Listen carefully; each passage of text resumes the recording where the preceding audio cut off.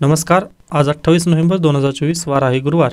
लोकसत्ता आणि Indian express वृत्तपत्र विश्लेषणमध्ये आपलं स्वागत आहे. आजच्या बातमीपत्राला सुरुवात करण्यापूर्वी एक महत्त्वाची सूचना. बहुतांश विद्यार्थ्यांचा प्रश्न होता की MPSC कंबाईनच्या विद्यार्थ्यांसाठी हे व्हिडिओ लेक्चर्स आहेत का? तर बिलकुल याचं उत्तर आहे यस. मग मी मागच्या व्हिडिओमध्ये असं का म्हटलेलं होतं त्याचं क्लॅरिफिकेशन देण्याचा थोडासा प्रयत्न करतोय. तर पहा, मला एका विद्यार्थ्यांनी कमेंट केलेलं होतं की सर तुम्ही खूप डिटेलमध्ये जात आहात, थोडंसं तुम्ही सुपरफिशियल नॉलेजनी वगैरे प्रयत्न करा, असं त्यांचं म्हणणं होतं बेसिकली. पण पहा, त्याला मी असा रिप्लाय दिलेला होता की जर तुम्ही सुपरफिशियलनी वगैरे जर म्हणत असाल तर MPSC 2025चा पॅटर्न आणि UPSC या दोन परीक्षा तुमच्यासाठी नाही आहेत. ओके, कारण UPSC आणि MPSC 2025चा जो पॅटर्न आहे ना, तो पूर्ण अंडरस्टँडिंग बेसवर आहे. ओके, आता त्याचं एक उदाहरण देणार आहे मी तुम्हाला.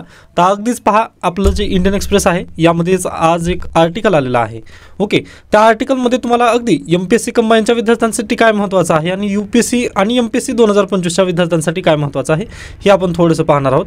तर पहा, हा आर्टिकल आहे इलेक्शन कमिशन ऑफ इंडियाबद्दलचा. Okay, great test show must go on, बरोबर. पण जे भारत देशाचं जे संविधान आहे त्याला नुकतंच 75 वर्ष पार पडली, बरोबर. त्यासाठी आपण संविधान दिन पण साजरी केला.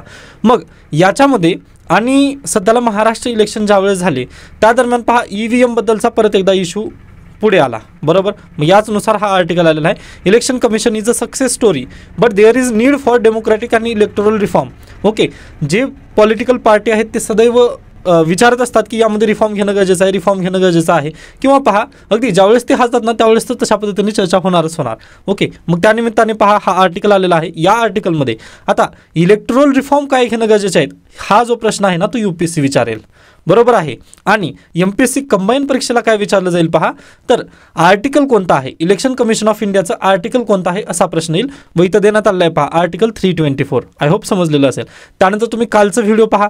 कालच्या लेक्चरमध्ये आपण काय केलेलं आहे, 42वी आणि 44वी घटनादुरुस्तीबद्दल चर्चा केली, बरोबर. मग UPSC काय विचारतं, 42 आणि 44वी घटनादुरुस्ती जी झाली कधी झाली, इमर्जन्सीच्या दरम्यान, बरोबर. मग ते प्रोव्हिजन्स बरोबर होते का असा UPSC प्रश्न विचारेल. पण MPSC कंबाईनला प्रश्न काय येईल की 42व्या घटनादुरुस्तीनुसार आपल्या भारतीय संविधानामध्ये काय काय चेंजेस झालं, किंवा किती आर्टिकलमध्ये त्यामध्ये चेंजेस करण्यात आले. 30 आर्टिकलमध्ये चेंजेस करण्यात आलं. आय होप तुम्हाला क्लॅरिफिकेशन आलेलं असेल की हे जे तुम्ही व्हिडिओ पाहणार आहात ते अगदीच MPSC कंबाईनसाठी पण अगदीच गरजेचे असतील. त्याच्यानंतर आजच्या हेडलाईन्स. फडणवीस पुन्हा येणार, भाजप नेतृत्वाच्या निर्णयाला शिंदे यांचा पाठिंबा, महायुतीच्या नेत्यांची आज दिल्लीत बैठक. पहा, काल एकनाथ शिंदे यांनी पत्रकार परिषद घेऊन BJPला संपूर्णरित्या पाठिंबा त्यांनी दर्शविलेला आहे. त्यानंतर परवा म्हणजे ज्या दिवशी निकाल लागला त्याच्या दिवशी नेक्स्ट दिवशीच NCP यांनी पण पाठिंबा अगदीच दर्शवलेला आहे. त्यामुळे आता पहा, BJPची वाट सुकर झालेली आहे. मग त्यानिमित्ताने आज दिल्लीमध्ये बैठक होणार आहे महायुतींच्या नेत्यांची. मग पाहूयात की महाराष्ट्राला CM फडणवीस म्हणून लाभतात का, किंवा अन्य कोणते सरप्राईज देईल. ओके, खऱ्या अर्थाने जर पाहिलं तर फडणवीस अगदी असू शकतील अशा पद्धतीने आपल्याला दिसत आहेत. त्याच्यानंतर पुढे चला, वंचितमुळे मवियाला 20 जागांवरती फटका, मतटक्का राखण्यात प्रकाश आंबेडकर यांना यश. ओके, ठीक आहे न्यूज. आता त्यानंतर प्रकाश आंबेडकर यांचं पण मत जर तुम्ही पाहिलात तर त्यांनी काय म्हटलं की मतदान यंत्रांची गडबड नसती तर वंचित निश्चित जिंकली असती. आता इथं पण काय आलेलं आहे पहा, मतदान यंत्रांची गडबड नसती तर, म्हणजेच काय, इलेक्शन कमिशन ऑफ इंडिया यांना रिफॉर्म घेणं खूप गरजेचं आहे. हा जो आर्टिकल आलेला आहे ना आजचा, यामध्ये तेच देण्यात आलेलं आहे. पहा, जेव्हा आता काल सुप्रीम कोर्टामध्ये पण PIL दाखल झाली होती. पहा, PIL दाखल झाल्यानंतर सुप्रीम कोर्टाने पण हेच ऑब्झर्वेशन केलं की ज्यावेळेस तुम्ही हसता त्यावेळेसच PIL का घेऊन येता, ज्यावेळेस जिंकता ना तुम्ही त्यावेळेस का घेऊन येत नाही. मग ओके, मग अगदी त्याच धर्तीवर पहा, आता वंचितने पण तोच इश्यू केला की मतदान यंत्रांवरती गडबड आहे. मग जर असं पॉलिटिकल पार्टी जर म्हणत असतील तर पहा, अगदी हे लोकशाहीसाठी वगैरे घातक आहे. ते आपण नेक्स्ट आर्टिकलमध्ये या पाहणारच आहोत. थोडंसं काय म्हणू शकतो, तुम्ही पेशन्स धरा, आपण पुढे जाऊयात. त्याच्यानंतर पहा, जमीन वादातून दलिताची हत्या, संतप्त कुटुंबियांची निदर्शने, सरपंचासह 8ही आरोपी फरार, नाशिक नगर पुण्यात थंडीची लाट, आणि हमीभावाने सोयाबीन विक्रीकडे पाठ, शासकीय केंद्रांवर केवळ 19,968 क्विंटलचीच खरेदी झालेली आपल्याला पाहायला मिळाली. त्यानंतर नेक्स्ट न्यूज आहे पहा, अदानींवर लाचखोरीचे आरोप नाहीत, अमेरिकेतील न्यायालयात दाखल खटल्यांबाबत समूहाचे स्पष्टीकरण. आता अगदी त्यांचं म्हणणं काय आलेलं पहा, गौतम अदानींचं जे समूह आहे त्यांनी काय म्हटलेलं आहे की लाचखोरीबद्दलचे आरोप त्यांनी केलेले नाही आहेत असं त्यांचं म्हणणं आलेलं आहे. पण खऱ्या अर्थाने जर पाहिलात तुम्ही तर लँड भारताचीच आहे व भारतामध्ये 2200 कोटी रुपयाचं तिथं भ्रष्टाचार झालेला असं त्यांनी दिलेलं आहे. पण आता अगदीच पहा, भारत सरकारने पण यावरती तथ्य किंवा जे एन्क्वायरी आहे ते करणं खूप गरजेचं आहे. आणि आता प्रॉब्लेम कसा होतो पहा, विश्वास जो आहे ना तो असाच पद्धतीने खाली खाली खाली वगैरे येत जातो लोकांचा. ओके, जी न्यायव्यवस्था आहे ती मोठ्या लोकांसाठी नाही व आपल्यासाठीच आहे, अशा पद्धतीने थोडंसं तिथं तफावत वगैरे निर्माण होते व जी गरीब आणि श्रीमंताची जी दरी दिसते आपल्याला ती आणखीन जास्त होण्याचे इथं चान्सेस आहेत. त्यामुळे अगदी जर न्यायव्यवस्थेवरचा जर विश्वास कायम ठेवायचा असेल तर सरकारने याबद्दल जे प्रोब आहे किंवा जे सीबीने जी इन्क्वायरी करणे गरजेची आहे ना ते खूप करणं गरजेचं आहे पहा आज घडीला तरी. ओके, म्हणजे अगदी निकाल काही येऊ द्यात, जर यांनी काही केलं नाही ना तर प्लीज यांच्यावरती रिसर्च यांची एन्क्वायरी होणं खूप गरजेचं आहे. ओके, कारण अगदी न्यायव्यवस्थेचा आणि जे आपली पोलीस यंत्रणा आहे त्यांच्यावर जर विश्वास कायम ठेवायचा असेल सरकारला तर अगदी हे करणं गरजेचं आहे. त्याच्यानंतर पुढे चला, साखर सम्राट प्रचारात सीमा भागातील ऊस कर्नाटकात. ओके, त्यानंतर 65 लाख विद्यार्थ्यांचे अपार ID तयार. आता हा प्रश्न जो आहे किंवा ही जी न्यूज आहे ही आपल्या MPSC कंबाईनसाठी खूप महत्त्वाची आहे. पहा, MPSC कंबाईनने 2019 आय थिंक त्यावेळेस एक प्रश्न विचारलेला होता पेन्सिल पोर्टलबद्दलचा, बरोबर आहे. मग त्याच धर्तीवर पहा आता हा पण प्रश्न येऊ शकतो की अपार ID कशाबद्दल आहे तर, किंवा अपार ID कोणत्या योजनेअंतर्गत तयार करण्यात येत आहे तर one nation one student ID, one nation one student ID अंतर्गत अपार ID तयार करण्यात येत आहे. किंवा आता अपार IDचं फुल फॉर्म जर विचारण्यात आलं तर automated permanent academic registry ID तयार करण्यात येणार आहे व हे विद्यार्थ्यांसाठी असेल. ओके, आता आपण ॲस्पिरंट आहोत त्यामुळे आपल्यासाठी हे नाही आहे one nation one student ID, पण जे विद्यार्थी आहेत ना म्हणजे जे शाळेमध्ये आता आहेत त्यांच्यासाठी ही ID असेल. ओके, आय होप समजलं असेल. परीक्षेला याबद्दल प्रश्न नक्कीच येऊ शकतो. डन. त्याच्यानंतर पुढे चला, इथे आपल्यासाठी दुसरी न्यूज दिसत नाही आहे गरजेची. त्याच्यानंतर पहा, अदानींच्या अटकेची मागणी, सत्ताधाऱ्यांकडून संरक्षण मिळत असल्याचा काँग्रेसचा आरोप. त्यानंतर संसदेत पुन्हा गदारोळ, दोन्ही सभागृहांमध्ये विरोधक आक्रमक, कामकाज दिवसभरासाठी तहकूब. पहा, म्हणजे संसदेचं अधिवेशन होतं पण त्यामध्ये ना जास्तीत जास्त करून अगदी गदारोळाचं दिसत आहे आपल्याला. म्हणजे संसदेची प्रोडक्टिव्हिटी ना खूप खूप खूप खालावलेली आहे. म्हणजे लास्ट इयरला जर तुम्ही माझे व्हिडिओ पाहत असाल ओके लास्ट इयरपासून तर तुम्हाला नक्की हा मुद्दा काय आहे ते मी याच्यापूर्वी पण समजून सांगितलेला होता. पण यदा कदाचित जर शक्य झालं ना तर परत आपण याबद्दल चर्चा करणार आहोत. पण लक्षात घ्या की संसदेमध्ये जे खासदार आहेत ओके त्यांनी अब्सेंट जरी राहिलं ना तिथं तुम्हाला पैसे भेटतात. एकदा तुम्ही खासदार म्हणून जर संसदेमध्ये गेलात तर तुमची पगार वगैरे चालू असते. मग त्यांनी तिथं काम करो अथवा न करो. मग पहा हे जे पैसे त्यांना मिळत आहेत ना ते कोणाचं आहे? टॅक्स पेयर सामान्य आहे. मग अगदी संसदेची प्रोडक्टिव्हिटी तर काही होत नाही आहे. लास्ट इयर तुम्हाला आठवत असेल डिसेंबर महिन्यामध्ये 143 खासदारांना त्यांनी निलंबित केलेलं होतं. म्हणजे पहा कामकाजांच्या दिवशी ना संसदेमध्ये गदारोळ होत असतो मग काही खासदारांना वगैरे तिथं निलंबित करण्यात येतं. मग निलंबन झालं की डायरेक्टली सरकार वगैरे काय करत आहे बिल आणत आहे.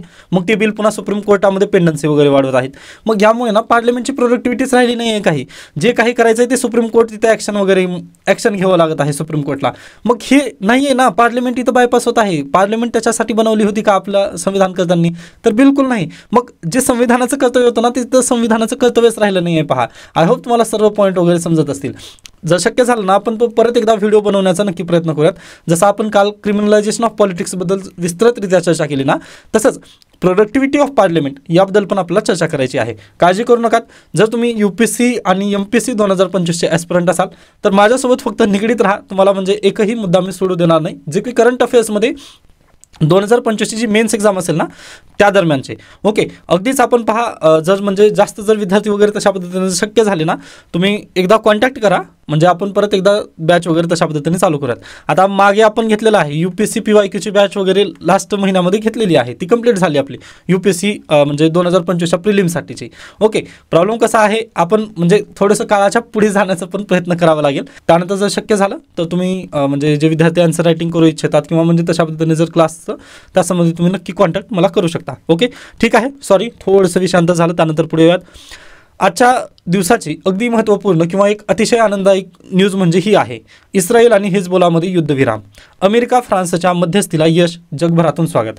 पहा इस्रायल आणि हिजबोला किंवा लेबनॉन तुम्हाला माहिती असेल जे पेजर अटॅक वगैरे करण्यात आला पहा हिजबोलांच्या अधिकारांवरती तो आता त्यांनी थांबवलेला आहे. युद्धविराम दोघां पण देशांमध्ये झालेला आहे. आता दोघांमध्ये शस्त्रसंधीच्या अटी काय काय आहेत ते पहा. एकमेकांविरोधात आक्रमक करायचं नाही. आता ही तर पहिली अटच असतेच कोणासंमती पण. त्यानंतर दक्षिण लेबनॉनमध्ये केवळ सॉरी केवळ अधिकृत सैनिक असतील, इस्रायल सैनिक वगैरे जे आहेत ते माघार घेतील. ओके, त्यांचे आता अगदीच भारत आणि पाकिस्तानमध्ये जर करार झाला तर इंडियन आर्मीलाच तिथं परमिशन असेल, दुसऱ्या कोण्याही आर्मीला वगैरे तिथं परमिशन द्यायचं नाही. अगदी तशा पद्धतीने लेबनॉनमध्ये त्यांनी केलेलं आहे. त्यानंतर अनधिकृत लष्करी बांधकामे आणि शस्त्र निर्मिती केंद्रे पाडली जाणार. पहा, आता अगदीच बंकर वगैरे बनवले जातात, म्हणजे जर ज्यावेळेस युद्ध चालू झालं ना, लगेच तिथं असं हे जर बॉर्डर असेल तर इथं लगेच रातून बंकर वगैरे बनवले जातात सैनिकांच्या सुरक्षिततेसाठी. बरोबर, मग हे अशा पद्धतीने जे बंकर वगैरे स्थापित करण्यात आले होते ना, ते पाडले जाणार आहेत. चांगली न्यूज आहे. त्यानंतर दोन्ही बाजूंना मान्य असलेली संयुक्त समिती करारातील मुद्द्यांची अंमलबजावणी होत आहे की नाही ते पाहणार आहे. त्यानंतर इस्रायल आणि लेबनॉनमध्ये अमेरिका अप्रत्यक्षरित्या मदत करणार. ओके, पहा, अमेरिकेने हे एक चांगलं काम केलं असं म्हणू शकतो का आपण, कारण जिथं जिथं अमेरिका गेली ना तिथं तिथं मार खाणारे काम केलेली आहे. पण इथे पहिल्यांदा बडा भाऊ बनून यांनी चांगला प्रयत्न करत आहेत. जो बायडन जाता जाता तरी चांगलं काम करत आहेत असं एक म्हणू शकतो आपण. ओके, मी पर्सनली तर मत देत आहे, पहा की जो बायडन यांनी जे पूर्वी काम केलं नाही ना, ते आता एक जाता जाता नक्की चांगलं काम करत आहेत. त्याच्यानंतर शस्त्रसंधीचे उल्लंघन झाल्यास इस्रायल जोरदार प्रत्युत्तर देणार व ते होणारच आहे. पहा, आणि गाझापट्टीतील हमास बरोबरील संघर्ष सुरूच राहणार. आता पहा, अगदी एकीकडे चांगली न्यूज आहे पण थोडीशी एक बॅड न्यूज पण आहे की गाझापट्टीमध्ये जे संघर्ष सध्याला चालू आहे ना, तो तसाच कंटिन्यू राहणार आहे. कदाचित जर गाझापट्टीमधला पण संघर्ष जर यांनी संपवला तर ती खूपच आपल्यासाठी बेस्ट न्यूज असेल. ओके, म्हणजे हे एक चांगली न्यूज आहे. त्याच्यापेक्षा जर बेस्ट म्हटलं तर काय, गाझापट्टीबद्दल संघर्ष त्यांनी जर कमी केला असता तर. पण ठीक आहे, जेवढं मिळालं तेवढं तरी आपण सध्याला घेऊयात व ही चांगलं झालं. जगभरामध्ये आता सध्याला युद्धविराम झाला हे आपण इथं मान्य करूयात. त्याच्यानंतर पुढे जाऊयात. इथे आपल्यासाठी दुसरी न्यूज दिसत नाही, पहा, ज्याची राजकीय बातम्या आहेत त्यामुळे मी स्किप करतोय. ओके, महाविकास आघाडीमधून शिवसेना फुटणार की काय अशा पद्धतीच्या बातम्या आहेत, आपल्यासाठी गरजेचं नाही आहे. पहा, म्हणजे ठीक आहे, पुढे चला. विजयश्री देणाऱ्यांना तरी विसरू नका. आता हा ॲडव्होकेट हर्षल प्रधान यांनी लेख लिहिलेला आहे. आता अगदीच दुसरी बाजू म्हणून हा लेख आहे व शिवसेना उद्धव ठाकरे गटांचे हे संपर्क प्रमुख आहेत, त्यामुळे मी या लेखला स्किप करतो आहे. शक्य झालं तुम्हाला जर पॉलिटिकल बातमी वगैरे वाचायची आवड असेल तर तुम्ही नक्की वाचून घेऊ शकता.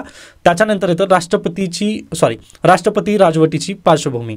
आता राष्ट्रपती राजवट आपण याच्या पूर्वीच्या लेक्चर्समध्ये, म्हणजे मागच्या 2 दिवसांच्या लेक्चरमध्ये आपण काय काय पाहिलेलं आहे. आणीबाणी पाहिली. आणीबाणीमध्ये अंतर्गत अशांततेच्या नावाखाली लावण्यात आलेली इंदिरा गांधी यांची आणीबाणी पाहिली. ओके, त्याच्यानंतर पहा आपण काय केलं, 42वी आणि 44वी घटना दुरुस्ती पण पाहिली व लोकशाहीला आपण काय सुरळीत मार्गांवरती आणण्याचा प्रयत्न केला. डन. मग हे कशा संदर्भात होतं तर आर्टिकल 352 संदर्भात होतं. मग त्याच्या पुढे गेल्यानंतर पहा आर्टिकल 356 येतं, 356. मग आर्टिकल 356 काय म्हणतात ते पहा. आता आर्टिकल 356 काय आहे, राष्ट्रपती राजवट. ओके, मग आता एक तुम्हाला प्रश्न विचारणार आहे मी. याच्या पूर्वीच्या लेक्चर्समध्ये आपण तो पाहिलेलाच होता, तरी पण परत एकदा की महाराष्ट्रामध्ये आर्टिकल 356चा वापर करून राष्ट्रपती राजवट किती वेळा लावण्यात आलेली आहे. पर्याय क्रमांक 1 5 वेळा, पर्याय क्रमांक 2 3 वेळा, पर्याय क्रमांक 3 1 वेळा आणि पर्याय क्रमांक 4 यापैकी नाही. ओके, म्हणजे कधीच लावली नाही अशा पद्धतीने आहे. तर तुम्ही कमेंट सेक्शनमध्ये याचं उत्तर नक्की देऊ शकता आणि याचं उत्तर आपण याच्या पूर्वीच्याच लेक्चर्समध्ये डिस्कस केलेलं पण आहे. तर पहा, ऑक्टोबर 24, 2019ला जो निकाल लागला ना, त्या निकालामध्ये BJPला पहा भेटल्या 105 सीट.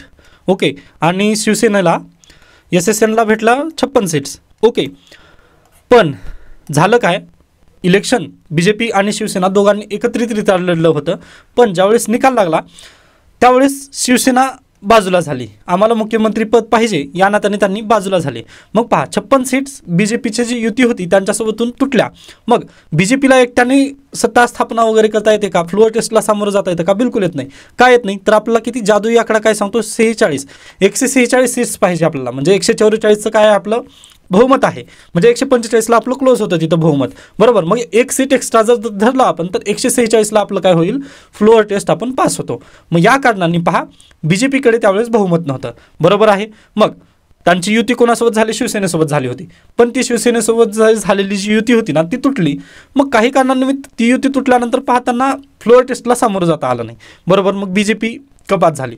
त्याच्यानंतर जे इंडियन नॅशनल काँग्रेस आहे INCच्या पहा आय थिंक 42 काहीतरी होत्या. बरोबर आहे. त्याच्यानंतर राष्ट्रवादी काँग्रेसचं पण तशाच पद्धतीने हाल होत होती. ओके, म्हणजे यांनी सगळ्यांचं जरी मिळून ना 146 कोणाच पक्षाचं तिथं क्रॉस होत नव्हतं.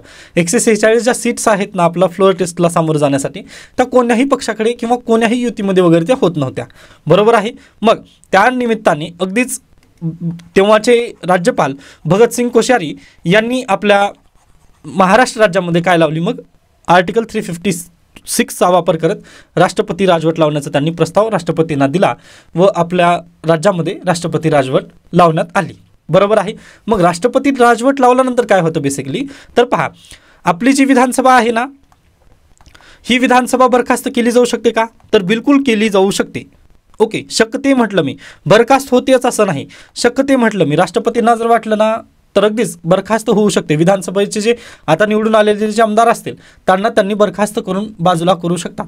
पण राष्ट्रपतींच्या मर्जीप्रमाणे आहे ते. शक्यता म्हटलं मी, होते असं नाही आहे तिथे. डन. हा एक महत्त्वाचा मुद्दा.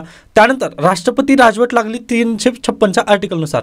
मग पहा, राष्ट्रपती राजवट लागली ना, याला 2 महिन्याच्या आत संसदेमधून काय करून घ्यावं लागतं, पास करून घ्यावं लागेल हे बिल. संसदेमधून महाराष्ट्र राज्यामध्ये जर आणीबाणी लागलेली असेल किंवा राष्ट्रपती राजवट जर लावलेली असेल तर पहा, याला डायरेक्टली काय करणं गरजेचं आहे, 2 महिन्याच्या आत संसदेने याला बिल पारित करणं गरजेचं आहे. व बिल पास झाल्यानंतर 2 महिन्याच्या आत जर संसदेने बिल पास केलं तर 6 महिन्यांसाठी आपल्या राज्यामध्ये काय राष्ट्रपती राजवट लागू होऊ शकते. ओके, हा महत्त्वाचा मुद्दा आहे तिथे. त्यानंतर अगदीच जर तुम्ही 352 आर्टिकलचं जर पाहिलं तर तिथं काय आहे, 1 महिन्याचा कालावधी आहे व संसदेचं जर म्हणजे अगदीच तशाच पद्धतीने 6 महिन्यांचं एक्सटेन्शन तिथं संसदेने पारित केल्यानंतर मिळू शकतं. पण जी आणीबाणी आहे, आर्टिकल 352ची जी आणीबाणी आहे ना, तिथं जास्त थोडेसे एक्स्ट्रा प्रोव्हिजन आहेत किंवा म्हणजे थोडंसं कडक करण्यात आलेलं आहे. 1975च्या आणीबाणीनुसार मग त्याला काय करण्यात आलं, कडक करण्यात आलं. पहा, 44वी घटना दुरुस्ती करून. पण आपली जी राष्ट्रपतीची राजवट जी असणार आहे ना, त्याला थोडंसं सौम्यच ठेवण्यात आलेलं आहे. बरोबर. मग हे सौम्य अशा पद्धतीने आहे की तुम्हाला 2 महिन्याच्या आत संसदेमधून हे बिल पारित करून घेणं गरजेचं आहे व संसदेने जर पारित याला केलं तर 6 महिन्यांचं तुम्हाला एक्सटेन्शन मिळेल. मग एक्सटेन्शन मिळालं किंवा 6 महिन्यांसाठी जर तुम्हाला मुदत मिळाली तर तुम्ही काय करू शकता. पहा, तर आता विधानसभा तर ती बसू शकत नाही आहे. विधानसभेचं जे कामकाज आहे ते कोणाकडे जातं, सेंट्रल गव्हर्नमेंटकडे जातं. ओके, जे सरकार असेल ना, राष्ट्रपती राजवट म्हणजे काय बेसिकली, तर महाराष्ट्राचं आज घडीला जर तुम्ही पाहिलात ना, तर महाराष्ट्राचं जे कामकाज असेल किंवा महाराष्ट्राचं जे काही निर्णय वगैरे असतील ते कोण घेतं, महाराष्ट्र राज्य सरकार घेतं. पण ज्यावेळेस राष्ट्रपती राजवट लागू होते ना, त्यावेळेस काय होतं पहा, हे जे महाराष्ट्राची संपूर्ण जी पॉवर आहे, एमएचची जी पूर्ण पॉवर आहे ना, ती कोणाकडे एकवटली जाते, तर सेंट्रल गव्हर्नमेंटकडे जाते. ओके, संपूर्ण पॉवर जी आहे ते सेंट्रल गव्हर्नमेंटकडे जाते. मग महाराष्ट्राचं राज्याचं जे मंत्रालय आहे ना, ते काही काम वगैरे करेल का, तर बिलकुल नाही. महाराष्ट्र राज्य सरकारचं मंत्रालय शांत बसतं. पण संपूर्ण जे एजन्सी वगैरे काम करणार आहेत ना, त्या सेंट्रल गव्हर्नमेंटच्या एजन्सी काम करतात. मग सेंट्रल गव्हर्नमेंटचा जर कोणता आदेश आला तर मंत्रालय इथं काम करू शकतं, अन्यथा मंत्रालय स्वतःहून काहीही काम करणार नाही आहे. त्यानंतर महाराष्ट्र पोलीस व्यवस्थापन कोणाच्या अंतर्गत जाईल, मग अगदीच पहा, सेंट्रल गव्हर्नमेंटकडे जाईल. सेंट्रल गव्हर्नमेंटचं जे होम मिनिस्ट्रीचं डिपार्टमेंट असेल त्यांच्या मार्फतच सूत्रे वगैरे हलवली जातील. महाराष्ट्र गव्हर्नमेंट कारण तिथं महाराष्ट्र गव्हर्नमेंट तिथं राहिलंच नाही आहे. पहा, या कारणांनिमित्त राष्ट्रपती राजवट लागू झाल्यानंतर अगदीच सेंट्रल गव्हर्नमेंटच काय करणार आहे, पहा, त्यामध्ये इंटरफेअर किंवा निर्णय घेऊ शकेल. त्यानंतर महाराष्ट्राचे कायदे कोण करेल, मग पहा, आता आज घडीला जर महाराष्ट्राचे कायदे करायचं म्हटलं तर कोणाकडे जावं लागतं, आपल्याला विधानसभेकडे जावं लागतं. बरोबर. व काल आपण तशा पद्धतीने एक डाटा पण पाहिला होता. पहा, आपल्याकडे सध्याला 118 आमदार किंवा टोटल 41% जे आमदार आहेत त्यांच्यावरती गंभीर स्वरूपाचे गुन्हे आहेत. बरोबर. मग पहा, अगदीच हे काय करणार होते म्हटलं मी कालच्या लेक्चरमध्ये, तर हे कायदे बनवायलाच गेलेले आहेत कायदे मंडळामध्ये. अगदी त्याच धर्तीवर पहा, आता विधानसभा जर तिथं बरखास्त झालेली असेल किंवा 356चा जर वापर चालू झालेला असेल आपल्या राज्यामध्ये, तर कायदे करण्याची जी संपूर्ण पॉवर जी आहे ती कुणाकडे जाते, तर संसदेकडे जाते. प्राईम मिनिस्टर ऑफ इंडियाला जाते का, तर बिलकुल नाही, संसदेलाच आहे. आज घडीला पहा, आपल्या संपूर्ण देशामध्ये कायदे करण्याची पॉवर कोणाकडे आहे, संसदेला आहे. बरोबर. मग अगदी त्याच धर्तीवर पहा, संसदेकडे जाते पॉवर आपल्या राज्याची. 356 जर तुम्ही कलम पाहिलात त्यानुसार जर एखाद्या राज्यामध्ये राष्ट्रपती राजवट जर लागू झाली तर कायदे बनवण्याची ताकद पूर्ण कोणाला जाणार आहे, संसदेला जाणार आहे. आय होप तुम्हाला हे संपूर्ण पॉईंट समजलेले असतील. मग महाराष्ट्र राज्यासंदर्भाचा जर एकदा कायदा करायचा असेल तर अगदीच पहिल्यांदा कुठं, लोकसभा, त्यानंतर राज्यसभा, अशाच पद्धतीने ही मेथड तिथं अवलंबली जाईल किंवा पहिल्यांदा राज्यसभा त्यानंतर लोकसभा. पण कायदे कोण बनवणार आहे, संसदच बनवेल. महाराष्ट्र राज्य सरकारची विधानसभा तिथं कायदे बनवू शकणार नाही जर आर्टिकल 356 तिथं ॲक्टिव्ह असेल तर. डन. आय होप हा पॉईंट तुम्हाला समजलेला असेल आजच्या संविधान बांधचा. त्यानंतर आपण पुढे जाण्याचा प्रयत्न करूयात. ओके, इथे आपल्यासाठी गरजेचं नाही आहे. त्यानंतर गुमराह महाराष्ट्र. सत्तेची कवाडे आता भाजपसाठी सताड उघडली गेली असली आणि पक्षाच्या केंद्रीय नेतृत्वास यावेळी मुख्यमंत्रीपद देवेंद्र फडणवीस यांना द्यावे लागले असे दिसते आहे. बरोबर आहे. पहा, अगदीच देवेंद्र फडणवीस यांनी खूप मोठा विजय मिळवून दिलेला आहे बीजेपीला. मग त्यानिमित्ताने आपलं हे पाहता येतं. पण पाहूयात, गुमराह महाराष्ट्र झालेला होता मागच्या दरम्यानच्या काळात. तुम्ही जर पाहिलं 2022 वगैरे जे काही झालं किंवा 2019 आता आपण तेच पाहत होतो ना की 2019ला त्यांना काही बहुमत मिळालं नाही. पहा, ओके, 105 सीट्स होत्या त्यांच्या. मग त्यांनी काय केले, अगदीच सकाळी 5 वाजताच त्यांनी काय केला, शपथविधी वगैरे केला. मग मागच्याच आर्टिकलचं थोडंसं जर कंटिन्युएशन जर घ्यायचं म्हटलं तर पहा, किती 12 नोव्हेंबरपर्यंत ना एकही पार्टी महाराष्ट्रामध्ये सरकार स्थापन करू शकली नव्हती. व बीजेपीकडे अगदी जास्त सीट्स होत्या, परंतु पहा 105 वरतीच त्यांचा जादू आकडा होता. त्यांना पाहिजे होते 146. मग 12 नोव्हेंबरला पहा, जे राज्यपाल आहेत आपले, त्यांनी राष्ट्रपती राजवट लावून टाकली. महाराष्ट्रामध्ये 12 नोव्हेंबरला राष्ट्रपती राजवट लागली. मग राष्ट्रपती राजवट लागल्यानंतर अगदीच पहा 10 दिवसांचा कालावधी गेला व 23 नोव्हेंबरच्या सकाळी पहाटे देवेंद्र फडणवीस यांनी अगदीच शपथविधी घेतला. कारण 23 नोव्हेंबरच्या दिवशी अगदीच सकाळी म्हणजे आपण उठल्यानंतर आपल्याला काय दिसलं तर महाराष्ट्राचे नवीन मुख्यमंत्री म्हणून महाराष्ट्राचे मुख्यमंत्री म्हणून तशा पद्धतीने देवेंद्र फडणवीस झालेले दिसले. पहा, ओके. व अगदीच त्या दिवशी म्हणजे एवढं सत्तानाट्य झालेलं आपल्याला पाहायला मिळालं की भगतसिंग कोश्यारी यांनी अगदीच सकाळी पहाटेच राष्ट्रपती राजवट तिथे उठवून टाकली. म्हणजे आर्टिकल 356चा वापर पहा कशा पद्धतीने झाला. 12 नोव्हेंबर रोजी त्याला लावण्यात आलं व 23 नोव्हेंबरच्या पहाटे त्याला उठवण्यात पण आलं. व अगदी असं आजपर्यंतच्या इतिहासामध्ये भारत देशामध्ये कधीच झालेलं नाही आहे. हां, आता याचंच थोडंसं परत आपण संविधान बांधकडे जाऊयात. तर पहा, डॉक्टर बाबासाहेब आंबेडकर यांना विचारण्यात आलेलं होतं की आपल्या देशामध्ये 356 हे कलम टाकावंच का, ओके, खरंच याचं आवश्यकता वगैरे आहे का. त्यावेळेस डॉक्टर बाबासाहेब आंबेडकर यांनी डिबेटमध्ये म्हटलेले होते, पहा, की सगळ्यात कमी वापर कोणत्या आर्टिकलचा होईल आपल्या भारतीय संविधानामध्ये, तर ते असेल आर्टिकल 356. असं त्यांनी विश्वास त्यावेळेस संविधान सभेमध्ये दिलेला होता. पण आपण त्यांच्या विश्वासासाठी पात्र खरंच ठरलं नाही. पहा, डॉक्टर बाबासाहेब आंबेडकरांच्या. कारण सगळ्यात जास्त 100पेक्षा जास्त वेळा जर कोणत्या आर्टिकलचा वापर करण्यात आलेला आहे तर 356चा.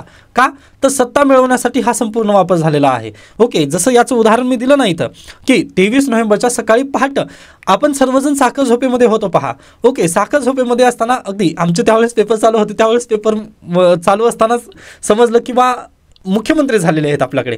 म्हणजे अगदी रात्री झोपताना मुख्यमंत्री नव्हते, पण सकाळी उठल्यानंतर मुख्यमंत्री महाराष्ट्र राज्याला लाभले होते.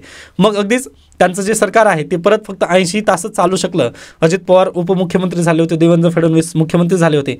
पण फ्लोअर टेस्ट पहा, अगदीच NCPकडे पण तेवढ्या सीट्स नव्हत्या. खरं जर तुम्ही पाहिलात ना 105 यांचे आहेत आणि अजित पवारचे पण तशा पद्धतीने कमीच होते त्यावेळेस पण.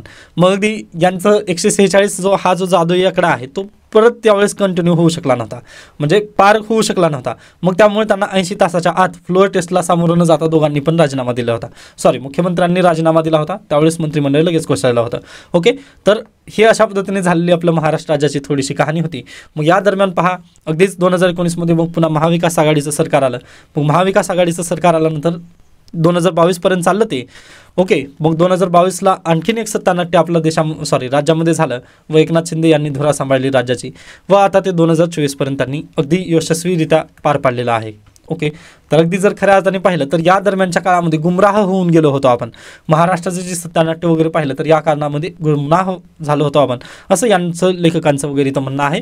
पण आता मी या लेखला वगैरे तुम्हाला जास्त डीपली वगैरे सांगत नाही आहे, फक्त जे काही कहाणी होती ती सांगितलं. याच्या पुढे गेल्यानंतर पहा, इथं आणखीन एक थोडासा पॉईंट राहिलेला आहे, सॉरी फॉर दॅट. तर हा पॉईंट आपल्याला पाहणं गरजेचा होता. तर हे 100 वेळापेक्षा जास्त जे 356चा आर्टिकलचा वापर वगैरे चालू झालेला आहे किंवा जास्त करून तुम्ही म्हणू शकता की गैरवापर होत आहे या आर्टिकलचा. ओके, याचा गैरवापर जो होत आहे ना, याला थांबवण्यासाठी आपला सुप्रीम कोर्टामध्ये केस झाली किंवा एक खटला गेला, बोमई खटला 1994चा आहे. या खटल्यानुसार काय म्हटलं पहा, राष्ट्रपती राजवटीत बेताल वापर होऊ नये यासाठी काही अटी निर्धारित केल्या गेल्या. या खटल्यात सर्वोच्च न्यायालयाने राष्ट्रपती राजवटीचे न्यायिक पुनर्विलोकन होऊ शकते असे म्हटले आहे. म्हणजे पहा, आपल्याकडे खऱ्या अर्थाने जर पाहिलं तर आर्टिकल 14 अंतर्गत राष्ट्रपतींना संरक्षण आहे की ते समान नागरिक म्हणून आपण देऊ शकत नाही, राष्ट्रपती असू द्या किंवा राज्यपाल असू द्या. ओके, पण अगदीच जर तुम्ही पुढे गेलात थोडंसं तर बोमई खटल्यामध्ये त्यांनी काय म्हटलं, प्रेसिडेंट ऑफ इंडियानी जर आर्टिकल 356चा जर वापर केला असेल ना तर त्याची काय होऊ शकते पहा, ज्युडिशियल रिव्ह्यू तिथं केलं जाऊ शकतं. ओके, आणि 1980ची एक मिनर्वा मिल्स केस आहे, ते एक तुम्हाला पॉईंट लक्षात ठेवायचा आहे. वाय व्ही चंद्रचूड म्हणजे डी वाय चंद्रचूड जे होते आपले, त्यांचे वडील वाय व्ही चंद्रचूड यांनी एक स्टेटमेंट दिलं होतं की आपल्या देशामध्ये everything in India is under judicial review, everything in India is under judicial review, हे त्यांचं स्टेटमेंट आहे.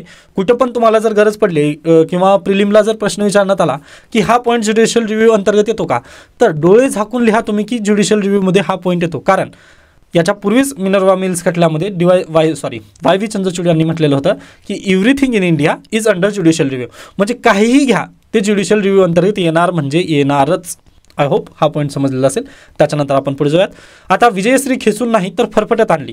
आता यामध्ये पण तेच दिलेलं आहे पहा, EVMचा इथं घोळ झालेला आहे असं त्यांचं मत आहे. आता अगदीच याबद्दल आपण काही बोलू शकत नाही, त्यामुळे मी पुढे जातोय. त्यानंतर कचऱ्याच्या विल्हेवाटीचा प्रश्न केव्हा सुटणार. आता कचरा व्यवस्थापनाचा जर प्रश्न म्हटला तुम्ही तर हा प्रश्न कोणाचा असतो बेसिकली, तर जे आपले लोकल बॉडीज असतात त्यांचा प्रश्न आहे हा. बरोबर आहे. मग याला विल्हेवाट वगैरे करण्यासाठी आपण एक स्वच्छता अभियान पण राबवलं 2014 साली 2 ऑक्टोबरपासून सुरुवात करण्यात आली. बरोबर. पण आज घडीला जरी पाहिला तर खऱ्याच अर्थाने स्वच्छता वगैरे झालेली आहे का, तर खरं पाहिलं तर ते योग्य झालेलं नाही आहे. ओके, म्हणजे तुम्ही गावामध्ये शहरामध्ये गावा म्हणता येणार नाही, परंतु शहरांमध्ये किंवा अगदीच मोठ्या महानगरामध्ये वगैरे जर गेलात ना, कचरा व्यवस्थापन योग्य पद्धतीने पार पाडत नाही आहे. कारण डम्पिंग ग्राउंड वगैरे जिथं जिथं पाहिले तुम्ही ना, तिथं अगदीच घाणीचं साम्राज्य तिथं निर्माण झालेलं आहे. मग हे असं का होत आहे, तर पहा, आपण लोकल गव्हर्नमेंटकडे ती अथॉरिटी वगैरे दिलेली आहे, मान्य आहे, पण त्याच्यावरती वचक वगैरे कोणी ठेवलेली आहे का, तर बिलकुल नाही आहे. पहा, मग अशीच एक केस लिहिलेली आहे NGT national green tribunal. Okay, national green ट्रिब्युनलमध्ये एक केस गेली. मग केस गेल्यानंतर नॅशनल ग्रीन ट्रिब्युनलने पण पाहिलं की बाबा तुम्ही कचरा व्यवस्थापन वगैरे का करत नाही आहे, प्रशासन अगदी चीज निद्रेत आहे. किंवा आणखीन एक जर महत्त्वाची न्यूज जर म्हटला तुम्ही, एकच मिनिट परत एकदा आपल्याला जायचं आहे. आता ही न्यूज पहा, कचरा प्रश्न पुन्हा न्यायालयाच्या दारी, विद्रुपीकरण करणाऱ्या ठेकेदाराविरुद्ध औरंगाबाद खंडपीठात जनहित याचिका.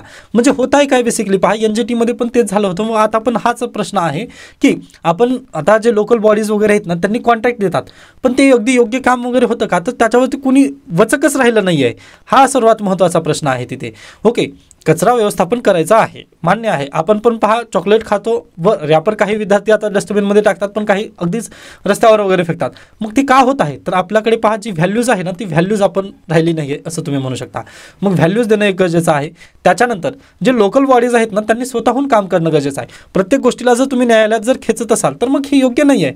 ओके, म्हणजे पहा, आता अगदीच माझ्या घरासमोर जर कचरा वगैरे असेल व तो मी प्रशासनाला पत्र लिहून कंटाळून गेलो, पण त्यांनी माझं काही जर काम केलं नसेल, तर मी कुठं जाईल, फक्त डायरेक्टली हायकोर्टामध्ये जाईल PIL घेऊन. मग हायकोर्टामध्ये गेल्यानंतर पहा, अगदी मला वकील तर लावावं लागेलच ना, 35-40 हजार रुपये तिथं माझं खर्च होणारच आहे ना. मग हेच जर काम पत्र लिहिल्यानंतर जर झालं असतं किंवा पत्र लिहिण्याच्या अगोदर झालं असतं तर ते बेटर असतं ना. मग तो एक लोकशाहीचा पॉझिटिव्ह पॉईंट असता. पण लोकशाहीचं निगेटिव्ह पॉईंट काय आहे पहा, जे एक्झिक्युटिव्ह मेंबर्स आहेत किंवा एक्झिक्युटिव्ह बॉडी आहे ना, ती योग्य पद्धतीने काम करत नाही आहे. मग त्याचाच हा प्रश्न आहे की हे केव्हा होणार आपल्याकडे, तर अगदीच पहा, स्वतःची जी ही आहेत बाउंड्री आहे ना, ती ओळखणं गरजेचं आहे एक्झिक्युटिव्हनी. त्यावेळेसच हे सर्व काही होऊ शकतं असं तुम्ही म्हणू शकता. ओके, परीक्षेला प्रश्न येणार नाही तशा पद्धतीने, पण तुम्हाला माहिती असावं तुम्ही उद्या प्रशासनात गेल्यानंतर काय करणं गरजेचं, या नात्याने ती न्यूज मी सांगितली. डन. तर अशा पद्धतीने आजचा लोकसत्ता इथे संपतो. त्याच्यानंतर येतं आपलं आजचं महत्त्वाचं पॉईंट किंवा महत्त्वाचा आर्टिकल इंडियन एक्सप्रेसमधला. हा पण एकच मिनिटदा वाचून घेऊयात.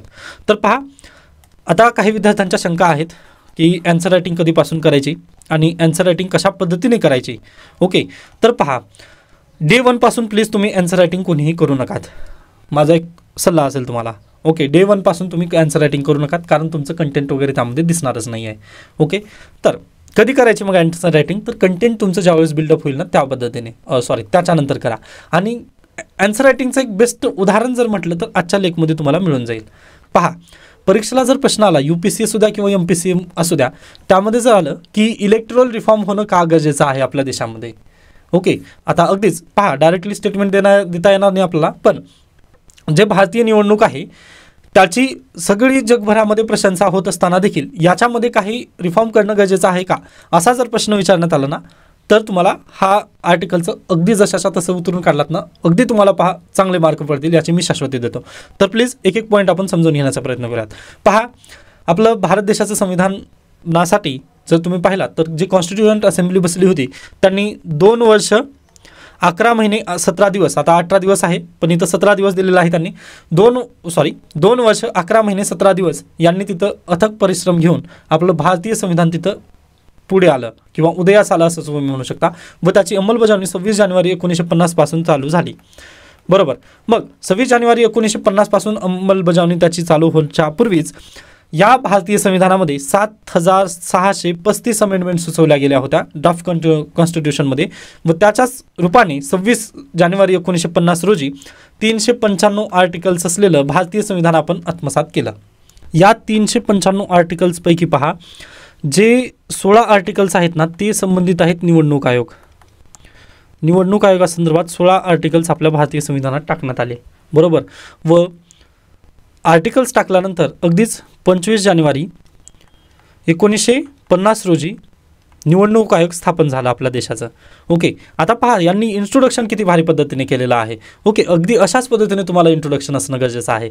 यासाठी याच्या पूर्वी पण मी विद्यार्थ्यांना वगैरे म्हणत आलेलं आहे की तुम्ही समरी म्हणजे एकदा आर्टिकल वाचून घ्या.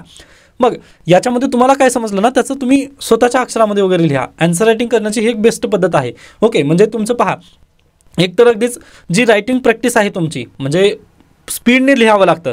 UPSC परीक्षेमध्ये ना स्पीड थोडीशी महत्त्वाचीच आहे. बरोबर. मग त्या स्पीडने लिहिण्यासाठी ना तुम्हाला हे आर्टिकल्स वगैरे वाचल्यानंतर खूप मदत करतील. पहा, त्यासाठी म्हणतोय थोडंसं आर्टिकल वाचून तुम्ही समरी आपला स्वतःच्या भाषेत वगैरे लिहिण्याचा नक्की प्रयत्न करू शकता प्रॅक्टिससाठी. तर अगदीच पहा, हे आर्टिकलचं हे जे इंट्रोडक्शन आहे ते अगदी बेस्ट पद्धतीने केलेलं आहे. मग 25 जानेवारी 1950 रोजी जे निवडणूक आयोग स्थापन करण्यात आलेलं होतं ना, त्या निवडणूक आयोगाला एकदम स्वतंत्र स्वरूप देण्याचं काम केलेलं होतं.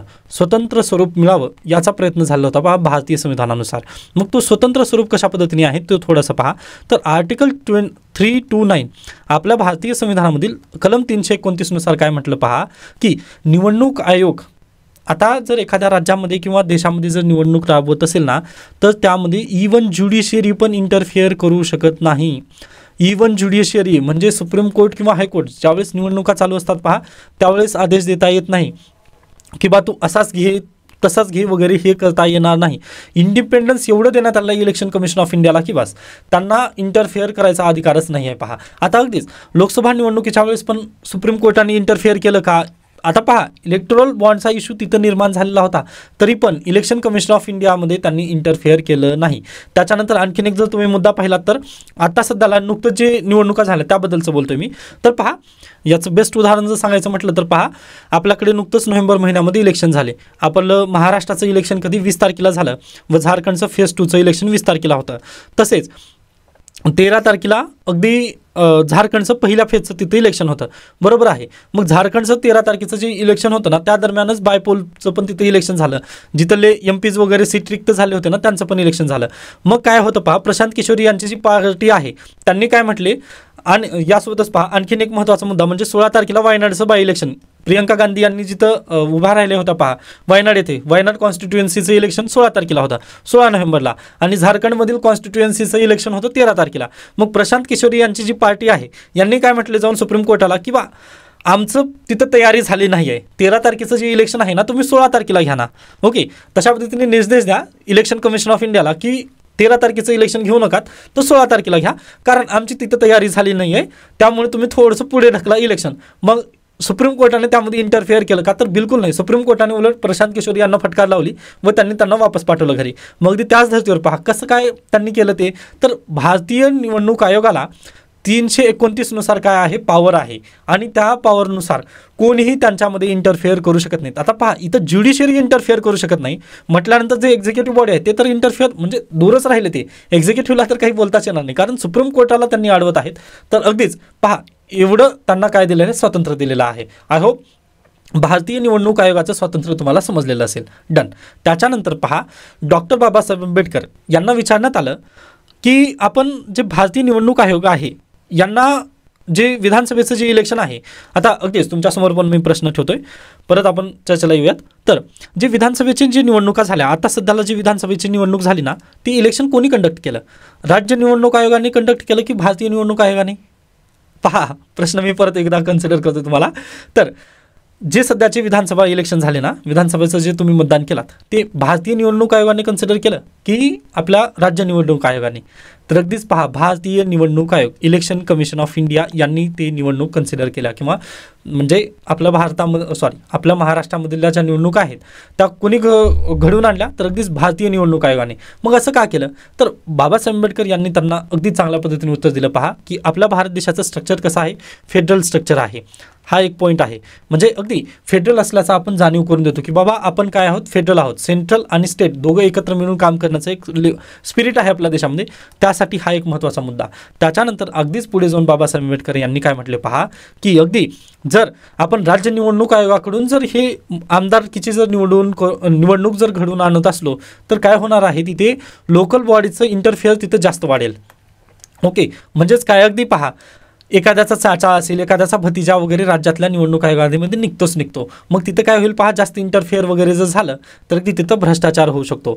मग या कारणांनी त्यांनी म्हटले की आपण काय करायला पाहिजे, जे इलेक्शन कमिशन ऑफ इंडिया आहेत त्यांच्या अंतर्गतच, म्हणजे त्यांना सुप्रीम पॉवर द्यायची व त्यांच्या अंतर्गतच राज्याची जी विधानसभेची जी निवडणुका आहेत त्या कन्सिडर करून घ्यायच्या किंवा त्यांच्या मार्फत त्या घडवून आणायच्या.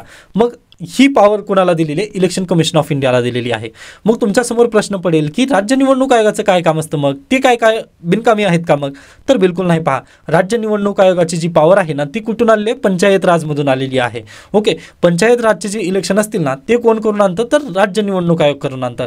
पण जे विधानसभा आणि लोकसभेचे जे निवडणुका असतील ते कोण? इलेक्शन कमिशन ऑफ इंडिया या घडवून आणतं. आय होप हा पॉईंट तुम्हाला क्लिअर असेल व हा सर्वात महत्त्वाचा पॉईंट होता. ओके, तर अगदी पहा, जे 2 वर्ष 11 महिने 17 दिवस जे कालावधी आपलं भारतीय संविधान बनवण्यासाठी लागलं ना, ते कशामुळे तेवढा कालावधी त्यांनी घेतला? तर अगदी हे उत्तर आहे त्याचं. आणि पहा ना, आपले जे संविधान निर्माते होते त्यांचं व्हिजन किती क्लिअर होतं. ओके, म्हणजे त्यांनी पहा भ्रष्टाचार वगैरे होऊ नये, म्हणजे अगदीच खूप बेस्ट पद्धतीने त्यांनी याला रिअलायझेशन वगैरे केलं होतं की आपल्या देशामध्ये हे होऊ शकेल म्हणून. व आज घडीला तसं होत आहेत पहा गोष्टी, बरोबर आहे. त्याच्यानंतर पहा अगदी जी आपली इलेक्शनची जी प्रोसिजर वगैरे आहे, आता याला इलॉन मस्क यांनी पण पहा थोडंसं शुभेच्छा दिल्या भारतीय निवडणूक आयोगाला की बा तुम्ही एका दिवसामध्ये एवढं निकाल वगैरे कसं मोजू शकता? आमच्याकडे एवढी ॲडव्हान्स सिस्टीम असताना देखील आमच्याकडे 15-15 दिवस लागत आहेत निकाल मोजण्यासाठी. जसं कॅलिफोर्नियामध्ये 15 दिवस लागले निकाल मोजण्यासाठी, तसं भारतीय निवडणूक आयोगाने महाराष्ट्र विधानसभेचा निकाल फक्त एका दिवसात दिला.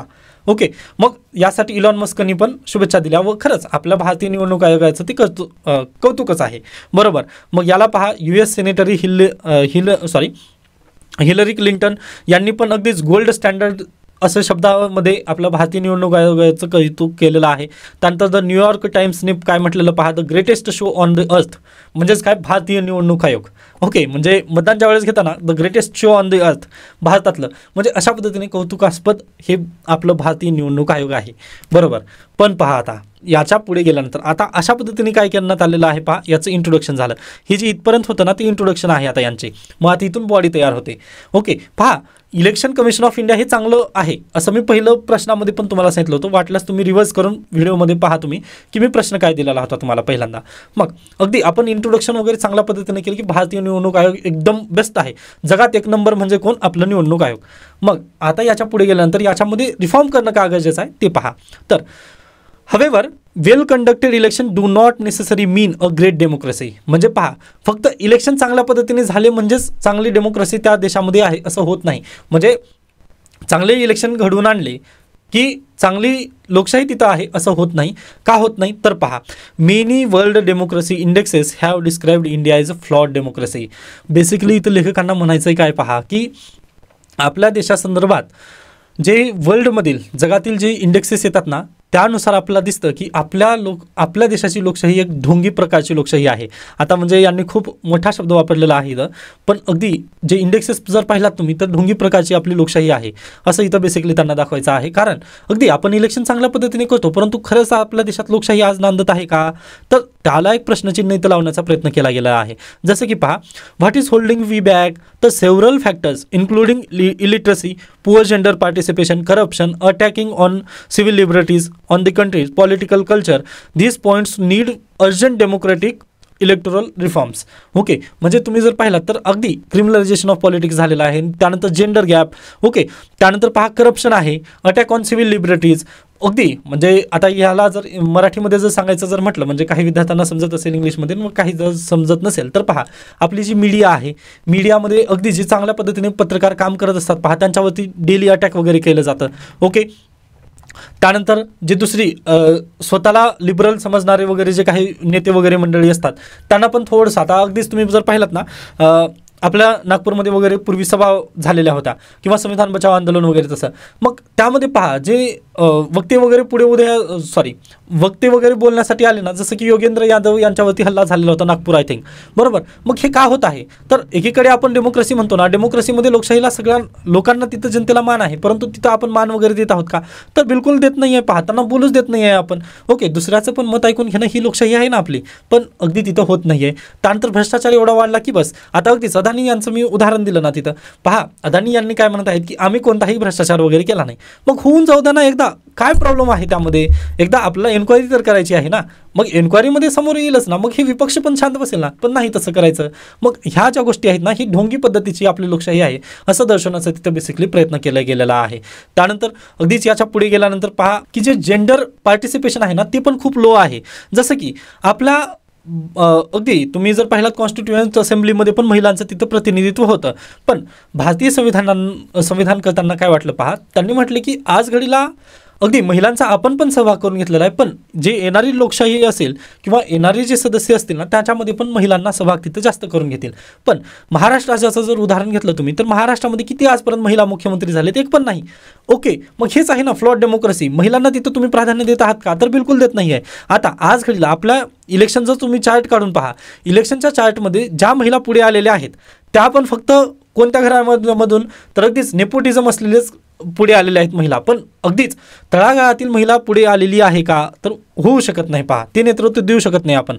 आता अगदी जर उदाहरण घ्यायचं म्हटलं तर सुप्रिया सुळे, त्यानंतर आदिती तटकरे, त्यानंतर प्रणिती शिंदे. आता अगदी जे मला माहिती आहेत त्यांचे मी नावं घेण्याचा वगैरे प्रयत्न करतोय. पहा, आता ही जी मी प्रमुखरित्या नावं घेतली, आता यांच्याकडे पण कॅपॅसिटी आहे पहा मुख्यमंत्री होण्याची, पण या मुख्यमंत्री आज घडीला आहेत का, तर बिलकुल नाही.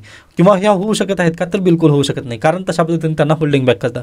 ओके, पण आता यांच्याकडे जरी पॉवर आज पॉलिटिकल असली तरी यांच्याकडे बेसिकली पॉवर कुठून आलेली आहे, तर अगदीच त्यांच्या आईवडिलांकडून वगैरे ती पॉवर आलेली आहे. त्यांनी डायरेक्टली स्वतःहून म्हणजे असं तळागाळातून वगैरे त्या पुढे आलेले आहेत का, नाही. त्यांचे आईवडील पहिल्यांदा होते पहा, सुशील कुमार शिंदे असू द्या, शरद पवार असू द्या, त्यांच्यामुळे यांना पॉवर मिळालेली आहे. डायरेक्टली आपल्यासारखं साधारण कुटुंबातून वगैरे येऊन त्यांनी पुढे सत्ता मिळवलेली आहे का, तर बिलकुल नाही ना. मग हाच तर प्रॉब्लेम आहे आपल्याकडे. ओके, मग आज घडीला एक चांगली गोष्ट जर म्हटलं तर म्हणजे आता थोडंसं ह्या पॉईंटला आपण पहिल्यांदा कन्क्लूड करूयात. तर पहा, या पॉईंटला आपण जर सांगितलं तर ही सध्याला काय आपल्या डेमोक्रेसीमधील एक फ्लॉड डेमोक्रेसी आपल्याला दर्शवण्याचा एक प्रयत्न केला गेलेला आहे. ओके, मग ही झाली तुमची काय बॉडी. पहा, ओके, आपल्या देशातील डेमोक्रेसीमध्ये चॅलेंजेस काय, तर ही चॅलेंजेस आहेत. त्याच्यानंतर पुढे गेल्यानंतर जे EVMचं फॅक्टर येतं पहा, जिथे जिथे इलेक्शन होतात ना त्यावेळेस दरम्यान EVMचा इश्यू निघतो. ओके, मग हे EVMचं एक इश्यू आहे. मग आता अगदीच हे बॉडीमध्ये तुम्हाला टाकायचं आहे की EVMचा पण इश्यू वगैरे तिथं दिवसेंदिवस निघतच असतो. मग आता काय कन्क्लुजन करायचं आहे, कन्क्लुजनमध्ये तुम्हाला काय द्यावं लागतं, सोल्युशन द्यावं लागतं. पहा, तुम्हाला IAS बनायचं आहे. IAS का बनायचं आहे, तर पहा, अगदी आपल्याला सोल्युशन द्यायचं आहे. कारण तुम्हाला जर प्रॉब्लेम तुम्हाला माहिती आहे, आता मी पण बोललो ना, प्रॉब्लेम भरपूर आहेत आपल्या देशामध्ये. मग पॉलिटिकल पार्टी पण तेच सांगतं ना, काँग्रेस पण सांगतं की BJPने एवढं घोटाळा वगैरे केलं.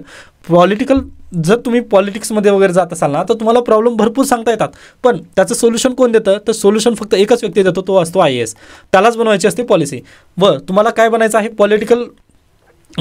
तुम्हाला पॉलिटिक्समध्ये जर जायचं असेल तर तुम्ही फक्त प्रॉब्लेम सांगा. पण तुम्हाला जर कलेक्टर व्हायचं असेल, तुम्हाला त्यामध्ये पुढे जाऊन तुम्हाला काय करणं गरजेचं आहे, तर तुम्हाला जर IAS व्हायचं असेल तर या प्रॉब्लेमला सोल्युशन घेऊन यायचं आहे. बरोबर, मग सोल्युशन आपण देऊ शकतो का, तर बिलकुल देऊ शकतो. पहा, आता पहिलं पॉईंट काय होतं, तर अगदीच मी म्हटलं ना, वुमनचं पार्टिसिपेशन आपल्या डेमोक्रेसीमध्ये खूप कमी झालं, हा पॉईंट घेऊन आलो होतो मी.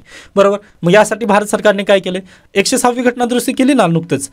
त्यानुसार काय केलं आहे, महिलांना 33% रिझर्वेशन दिलेलं आहे लोकसभा विधानसभामध्ये. डन, हा पॉईंट क्लिअर झाला की आपण करत आहोत, म्हणजे काही ना काही पावले उचलत आहोत. डन. मग आता नेक्स्ट पॉईंट काय देऊयात आपण, सिव्हिल लिबर्टीवाला. ओके, सिव्हिल लिबर्टीसाठी पण आपण काय करत आहोत, प्रयत्नशील आहोत. ओके, कारण यासाठीच आपल्या भारतीय संविधानानुसार आर्टिकल 19 मध्ये वगैरे त्याची तरतूद केलेली आहे की सर्वांना अगदीच अभिव्यक्ती स्वातंत्र्य आहे तिथे, पण याची आपल्याला व्याख्या वगैरे थोडंसं वाढवायची आहे आणि इलेक्शन कमिशन ऑफ इंडियाने जेव्हा जेव्हा इलेक्शन वगैरे होतात तशा पद्धतीने काम करणं गरजेचं आहे असं आपण तिथे सोल्युशन पण दिलं. डन. त्याच्यानंतर अगदीच पुढे जर गेलात तर तुम्ही काय म्हटलं की क्रिमिनलायझेशन ऑफ पॉलिटिक्स. क्रिमिनलायझेशन ऑफ पॉलिटिक्सला आपल्याला काय करणं गरजेचं आहे पहा, आर्टिकल 324 याच्यानुसार 324 मधील कलम 2 यानुसार पहा संसदेला हा निर्णय घेणं गरजेचं आहे. संसदेला हा निर्णय घ्यायचा आहे की तुम्ही क्रिमिनलायझेशन ऑफ पॉलिटिक्स इथं थांबवाल. पण आज घडीला आपला जे खासदार आहेत किंवा जे आमदार आहेत तेच काय आहेत, क्रिमिनल्स आहेत, बरोबर. मग ते स्वतःहून गुन्हेगारांना थांबवतील का, तर बिलकुल थांबवणार नाहीत ना.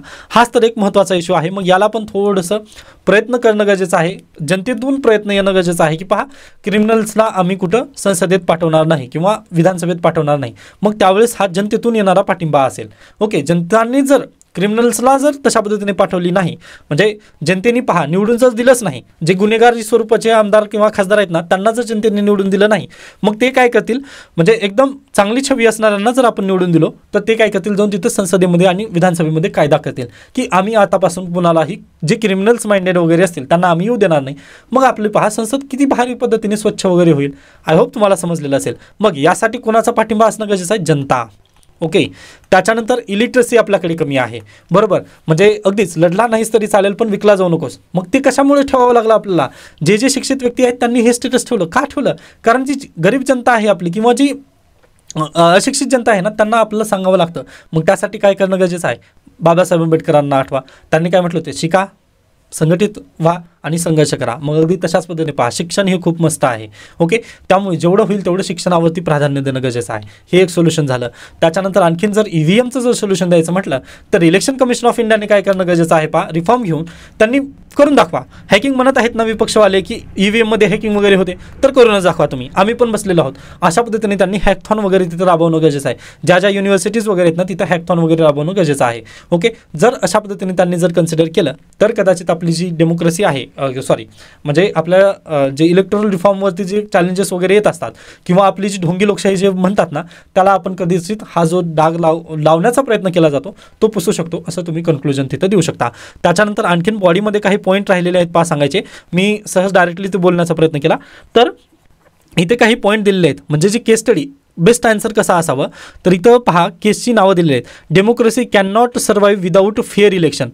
कोणत्या केसमध्ये सुप्रीम कोर्टाने म्हटलेलं आहे, union of India versus ADR 2003चं हे जजमेंट आहे. या केसमध्ये सुप्रीम कोर्टाचे वर्डिंग आहे पहा की democracy can not survive without free and fair election. मग आता तुम्ही काय करू शकता पहा, या वाक्याने पण तुमच्या उत्तराची सुरुवात करू शकता. तर प्लीज हे जे एवढं पार्ट आहे ना प्लीज तुम्ही याची स्क्रीनशॉट काढून ठेवा. तुम्हाला उत्तर लिहिताना हे केसेसचं थोडंसं मेन्शन जर केलात ना हे तडका मारण्याचं काम करेल पहा. ओके. हे दुसरं कोणी व्यक्ती लिहू शकणार नाही आहे. ओके. जे केस स्टडी का महत्त्वाचे असतात तर यासाठीच महत्त्वाचे असतात. ओके. केस स्टडीमधून सुप्रीम कोर्टाने काय काय म्हटलेलं आहे जर तुम्ही लिहून दिलात तर अगदी पहा या विद्यार्थ्यानं थोडासा चांगला अभ्यास केला आहे असं तिथं इम्प्रेशन पडतं. त्यानंतर पुढे चला, free and fair election is the basic structure of constitution. PUCL versus union of India 2003च्या केसमध्ये सुप्रीम कोर्टाने म्हटलेला आहे. हा पण पॉईंट तुम्ही लिहू शकता की फ्री अँड फेअर इलेक्शन होणं गरजेचं आहे. का गरजेचं आहे तर बेसिक स्ट्रक्चर ऑफ कॉन्स्टिट्यूशन आहे आपलं. डन. त्याच्यानंतर पहा नोटा जजमेंटमध्ये सुप्रीम कोर्टाने काय म्हटलेलं आहे, the heart of the parliamentary system is the free and fair election. Done. त्याच्यानंतर पहा supreme court struck down electoral bond as unconstitutional and manifestation of arbitrary. Okay. म्हणजे जे इलेक्टोरल बॉन्डचं जे रिफॉर्म करण्यात आलेले होते त्याच्यामध्ये पण त्या केसमध्ये पण सुप्रीम कोर्टाने तेच म्हटलेलं आहे की फ्री अँड फेअर इलेक्शन असणं गरजेचं आहे. ओके. नाहीतर काय होतं पहा, जर बॅकग्राऊंडने जर करप्शन वगैरे जर तिथं होत असेल तर आपण डेमोक्रेसीला वाचवू शकत नाही. व डेमोक्रेसी काय आहे, हर्ट आहे आपल्या देशाला. जर डेमोक्रेसीचं हर्ट काय आहे तर फ्री अँड फेअर इलेक्शन. पण जर तुम्ही इलेक्टोरल बॉन्डने जर करप्शन करत असाल तर ते आपल्यासाठी एक लागलेली कीड असेल. यासाठीच सुप्रीम कोर्टाचे हे जे पॉईंट आहेत ना प्लीज हे लक्षात ठेवा. सुप्रीम कोर्टाने वेळोवेळीच्या जजमेंटमध्ये काय दिलेलं आहे यानुसार जर तुम्ही आन्सर लिहिलात ना तर खरंच तुमचा हात कोणी पकडू शकणार नाही आन्सर रायटिंगमध्ये. तर हे कंटेंट आहे पहा, या कंटेंटवरती तुम्हाला थोडंसं काम करावं लागेल. आता वेळ आहे तुमच्याकडे तर तुम्ही नक्कीच याच्यावरती काम करू शकता. डन. हा आर्टिकल आय होप तुम्हाला समजलेला असेल. त्याच्यानंतर हे तुम्ही स्वतःहून वाचून घ्या, जास्तली डीपली जायचं नाही आहे. त्याच्यानंतर शेवटचा मुद्दा येतो जे UGC नेटची किंवा सेटची तयारी करायचे त्या विद्यार्थ्यांसाठी. One nation one subscription initiative Bharat सरकारने लॉन्च केलेला आहे व याची अंमलबजावणी 1 जानेवारी 2025 नुसार होणार आहे. आता पहा, आपल्या आजूबाजूला जर तुम्ही पाहिलात तर PhD स्कॉलर्स वगैरे मिळतील. आता सध्याला मी पण रिसर्च स्कॉलर आहे असं म्हणू शकतो. तर पहा, जे PhDचे विद्यार्थी वगैरे असतात ना, त्यांना काय जर्नल्स वगैरे तिथं वाचावे लागतात. आता मला जर रिसर्च पेपर जर पब्लिश करायचा असेल ना, तर मला पहिल्यांदा काय करावं लागेल, सर्व जर्नल्स वगैरे वाचावे लागतील. याच्यापूर्वी कोणी रिसर्च वगैरे केलेला आहे का त्या टॉपिकवरती हे संपूर्ण पाहावं लागेल. मग मला जर जर्नल्स पाहावे लागत असतील तर पहा, जर्नल आपल्याला फ्रीमध्ये भेटतील का, तर भेटू शकत नाहीत ना. मग त्यासाठी काय करावं लागतं, पहा, पैसे पे करावे लागतात. किंवा आता माझे जर टीचर असतील, रिसर्च जो गाईड असणार आहे मला रिसर्च करण्यामध्ये हेल्प करणारा, त्याच्याकडे मी जर गेलो तर त्यांना पण ते भेटू शकणार नाही. पहा, किंवा मी जर एखाद्या युनिव्हर्सिटीमधून जर रिसर्च माझी करत असेल तर तिथं काय होणार आहे, पहा, अगदीच आपल्याला तशा पद्धतीने ॲक्सेस मिळणार नाही. किंवा युनिव्हर्सिटीने जरी त्याचं ॲक्सेस मिळवून दिलं तरी पहा, युनिव्हर्सिटीला तिथं काय पैसे पे करावे लागतात. ओके, जर्नल आपल्याला मोफतमध्ये मिळणार नाही. किंवा आता अगदीच त्याचं ग्राउंड लेवलवरती उदाहरण घेऊयात. आता पहा, तुम्हाला UPSC करायची आहे म्हटल्यानंतर तुम्हाला काय करावं लागतं, पहा, न्यूजपेपर डेली वाचावं लागतं. न्यूजपेपर फ्री ऑफ कॉस्ट मिळतं का आपल्याला, तर बिलकुल मिळणार नाही. मग यासाठी पहा मी काय केलं, तर अगदी मी सबस्क्रिप्शन खरेदी केलं, लोकसत्ता आणि इंडियन एक्सप्रेस दोन्हीचं पण. तर मग ते खरेदी केल्यानंतर काय केलं, पहा, तुम्हाला मी सांगत आहे की अशा पद्धतीने इथं पॉईंट आहेत. बरोबर, आता लोकसत्ताचं फ्री ऑफ कॉस्ट आहे अवेलेबल, पण जर PDF जर पाहिजे असेल, पहा, तुम्हाला तर सबस्क्रिप्शन आहे. या निमित्ताने म्हणजे तुम्ही खोटं बोलत आहात सर असं म्हणू नका तुम्ही मला. Okay, sorry for that. तर पहा, न्यूजपेपरचं आपण काय केलं, पहिल्यांदा एका व्यक्तीने ॲक्सेस मिळवलं व तुम्हाला मी प्रोव्हाइड करण्याचा प्रयत्न केला. बरोबर आहे, अगदी तशाच पद्धतीने पहा, आता मला जर PhD स्कॉलर वगैरे मला जर PhD करायची असेल किंवा मला पण तशा पद्धतीने थेसिस जर मांडायचं असेल तर मला काय करावं लागेल, पहा, जर्नलचा अभ्यास करावा लागेल व ते जर्नल अगदी मोफत मिळत नाहीत. मग यासाठी काय केलं, भारत सरकारने पाहता एक इनिशिएटिव्ह लॉन्च करत आहेत, वन नेशन वन सबस्क्रिप्शन. याच्या अंतर्गत भारत सरकार काय करणार आहे, पहा, पहिल्यांदा भारत सरकार खरेदी करेल एकच सबस्क्रिप्शन, म्हणजे एक सबस्क्रिप्शन भारत सरकार खरेदी करेल व 13,000 त्यामध्ये जर्नल्स असतील, 13,000 प्लस जर्नल्स असतील, 30 प्लस इंटरनॅशनल पब्लिकेशनचे त्यामध्ये जर्नल समाविष्ट आहेत. त्यामध्ये लुसेंटचं पण जर्नल आलेलं आहे, लुसेंट पब्लिकेशनचं पण आलेलं आहे. ओके, म्हणजे अगदी जे इंडियन एक्सप्रेस असू द्या किंवा लोकसत्तामध्ये त्याचे रिसर्चचे रिव्ह्यू येतात, त्यामुळे मी त्याचं नाव तुम्हाला सांगितलं. लुसेंट नाही आहे, लुसेंटचं जनरल नॉलेज आहे, लँडसेंटचं. ओके, लँडसेंट पब्लिकेशनचं एक जर्नल येतं, ते पण त्यामध्ये इन्क्लुडेड असणार आहे. म्हणजे 13,000 प्लस त्यांनी काय करत आहेत, जर्नल एकत्रितरित्या समाविष्ट करून घेणार आहेत व जे हायर एज्युकेशन संस्था जसं की आपली विद्यापीठ आहेत त्यांना हे प्रोव्हाइड करून देणार आहेत. मग ते विद्यापीठाच्या अंतर्गत आपण विद्यार्थी जर असू ना, त्या विद्यार्थ्यांना त्याचा ॲक्सेस मिळून जाणार आहे. यामुळे पहा, आता आपल्याला स्वतःहून पैशांना देऊन वगैरे खरेदी करण्याची आवश्यकता आहे का, तर बिलकुल नाही. म्हणजे हे खूप चांगला इनिशिएटिव्ह आहे असं मी म्हणेन, कारण गव्हर्नमेंट ऑफ इंडियानी रिसर्चला प्राधान्य देण्यासाठी हे सर्व काही केलेलं आहे. व रिसर्चला प्राधान्य देताना पहा, प्रॉब्लेम आता अगदीच एवढे जर जास्त जर्नल जर आपल्याकडे ॲक्सेस राहिली ना, तर आपलं जे कंटेंट आहे ना ते कॉपी पेस्ट आहे का हे पण लवकर समजेल. ओके, त्यामुळे रिसर्च करायला अगदी ओरिजिनॅलिटी तिथं नक्की चांगल्या पद्धतीने होईल. कारण प्रॉब्लेम काय होतं, पहा, आता जर मी नांदेड विद्यापीठामध्ये जर PhD करत असेल ना, तर प्रॉब्लेम अगदीच नांदेड विद्यापीठांच्या शिक्षकांना कदाचित रिसर्च झालेली आहे का याबद्दल हे माहिती नसेल त्यांना. अगदी USA मध्ये त्यावरती रिसर्च ऑलरेडी असू शकेल व तीच रिसर्च मी नांदेड विद्यापीठामध्ये जर आणून पब्लिश केलं तर पहा खूप अवघड होईल. म्हणजे पुन्हा ती कॉपी पेस्ट असणारी रिसर्च आहे व मला PhD पण प्राप्त होईल. मग असं होऊ नये, कॉपी पेस्टची मेथड वगैरे तिथं लावू नये. यासाठी पहा, ही रिसर्च पण खूप महत्त्वपूर्ण रोल तिथं प्ले करणार आहेत. ओके, मग हे अगदीच जे विद्यार्थी रिसर्च क्षेत्रात जाणार आहेत त्यांच्यासाठी गव्हर्नमेंट ऑफ इंडियाने आता वन नेशन वन सबस्क्रिप्शन ही स्कीम आणलेली आहे. व हे कुठून मिळणार आहे तुम्हाला ॲक्सेस, तर पहा, आपली एक संस्था आहे इन्फोब्लिट म्हणून नावाची ही संस्था आहे. पहा, INFLIBNET, information and library network centre. Okay, information and library network centre Gandhinagar येथे जी युनिव्हर्सिटी आहे त्यांच्या अंतर्गत हे सर्व काही चालवलं जाणार आहे. व 1 जानेवारी 2025 नुसार त्याच्यानंतर हे संपूर्ण युनिव्हर्सिटीसाठी वगैरे ॲक्सेस मिळणार आहे. मग त्या युनिव्हर्सिटीमध्ये जर तुमचं ॲडमिशन वगैरे असेल तर तुम्हाला तिथं नक्कीच ॲक्सेस वगैरे तिथं दिलं जाऊ शकेल रिसर्चसाठी, किंवा ते जर्नल वगैरे वाचण्यासाठी तुम्हाला पैसे भरण्याची आवश्यकता नाही आहे. तर ते संपूर्ण जे फीस वगैरे आहे ना 6,000 करोड त्यासाठी पहा गव्हर्नमेंट ऑफ इंडियाने अलोकेट केलेले आहेत 3 वर्षासाठी. 2025, 26, 27 या 3 वर्षासाठी गव्हर्नमेंट ऑफ इंडियाने पहा 6,000 करोड रुपये आपल्यासाठी खर्च करत आहेत. व ही अगदी चांगली न्यूज आहे माझ्यासाठी. तर पहा, म्हणजे अगदी दिल खुश कर दिया अशा पद्धतीने ही न्यूज आहे. कारण अगदीच आज घडीला मी पण ज्यावेळेस रिसर्चसाठी वगैरे पेपर वाचायला बसतो ना, त्यावेळेस म्हणजे खूप कमी मला तसा ॲक्सेस मिळतं. पण आता इंटरनॅशनल पण ॲक्सेस वगैरे जर मिळेल ना, तर म्हणजे अगदीच खूप बेस्ट आहे. व आजपर्यंतचा हा एक चांगला पाऊल आहे रिसर्च क्षेत्रामध्ये जाण्यासाठी असं मी म्हणेल. तर ही आहे वन नेशन वन सबस्क्रिप्शन. जी UGC नेट येणारी एक्झाम आहे त्याबद्दल पण हा प्रश्न येऊ शकेल की वन नेशन वन सबस्क्रिप्शन कधीपासून लागू होणार आहे किंवा कोणी चालू केलेली आहे, तर government of India, ministry of higher education. Done. तर आता अशा पद्धतीने आपण इथे थांबूयात. याबद्दल काही शंका, काही सजेशन असतील तर नक्की मला सांगू शकता. धन्यवाद.